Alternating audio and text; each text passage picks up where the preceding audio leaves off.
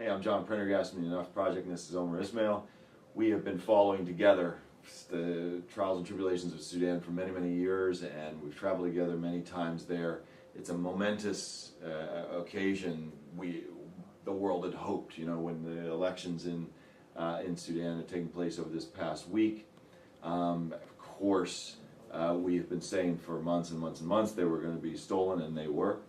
But we have the critical task now of assessing what the implications are. Omer, the two biggest fault lines, in Sudan are of course Darfur and the South. What is your assessment first of what happened over this last week in Darfur and what the implications are going forward and within this election, and then secondly in the South for this comprehensive peace agreement, the peace deal between North and South? Well, thanks, John. First of all, in Darfur, people have shown clearly that they are not concerned about these elections. And I would be very, very surprised if the results came out and people were talking about, huge number of people voted in Darfur. That is not true, because more than half of the people of Darfur did not even see the process of registration, let alone voting or being part of the process. So that said, now we go to the peace process, which started in Doha a couple of months ago. We don't expect that this process, after the NCP wins, the National Congress Party, which is expected to win, since there is no real competition and there is no real election, it's a sham. They're going to win. Are they going to be serious about going back to the negotiation table? And if they went back to the table, are they going to work in good faith, negotiate in good faith, so that we can see an agreement? I don't think that is going to happen. General Scott Gratian, the American envoy to Sudan, was last week, just the week before the elections, he was in Doha, went there for a weekend. He was talking to some of these groups, and he says, listen, if you don't follow this and you sign an agreement, we are going to be considered outlaws. That is going to give the government of Sudan the opportunities to clamp down on these guys who do not want to sign this shameful agreement that the government of Sudan wants them to sign. It's a double failure on the part of the U.S.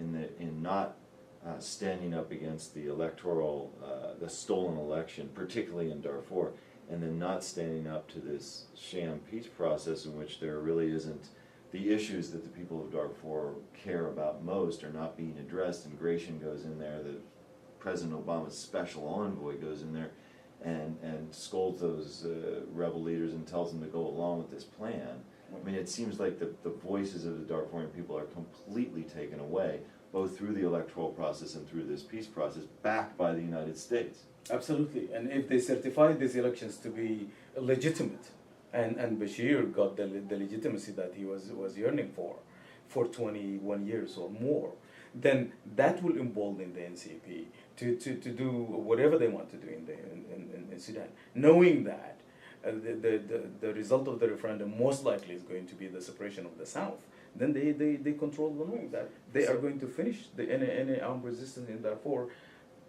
not because that is something that is going to lead to peace, but actually is going to lead to more violence in Darfur.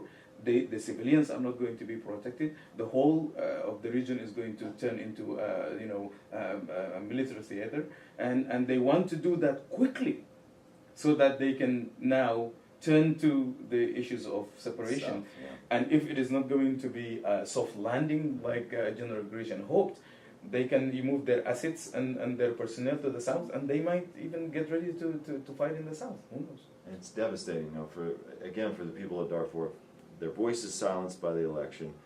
They can't get redressed through these peace negotiations because they're not dealing with the fundamental issues. And then, as you just brought up, the government launches an offensive, over this course of the last few months in Darfur, in Jebel Mara, in which they use many of the tactics they used between 2003 and 2005, which led everybody to conclude this is a genocide. Went back to those same tried and true tactics, and silence from the United States, silence from the whole international community. Actually, no one said anything. No one, because they wanted to keep moving forward and hoping that we check box, checks box, and hopefully this process will continue to go forward somehow.